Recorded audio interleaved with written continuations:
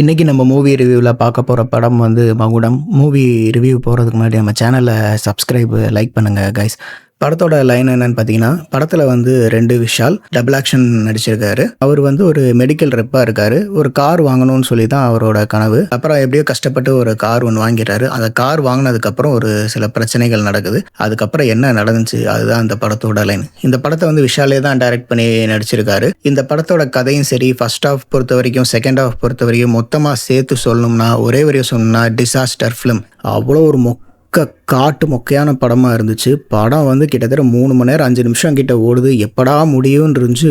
இழுன்னு இழுத்து வச்சு அவ்வளோ ஒரு ஒர்ஸ்டான ஃபிலிமாக விஷால் சார் எடுத்து வச்சிருக்காரு. இத்தனைக்கும் ஒரு நல்ல ஒரு எக்ஸ்பீரியன்ஸான ஒரு ஹீரோ. இப்போ துப்பறிவாளன் அவரே டைரக்ட் பண்ணிட்டு இருக்காங்க, அது வேற சொல்லிட்டு இருக்காங்க. ஸோ நிறைய படங்கள் பார்த்தவர் இந்த படத்தை போட்டு பார்த்தாங்களா என்னன்னே கூட தெரில. அவ்வளோ ஒர்ஸ்ட்டாக இருந்துச்சு படம். எந்த இடத்துலையுமே எந்த சீனுமே, ஒரு சீன் கூட நல்லா இருக்குது, இது நல்லா இருக்குது. எப்போவுமே இன்டர்வல் சீன் ஏதாவது ஒரு ட்விஸ்ட் அண்ட் டர்ன் ஏதாவது ஒன்று இருக்கும்.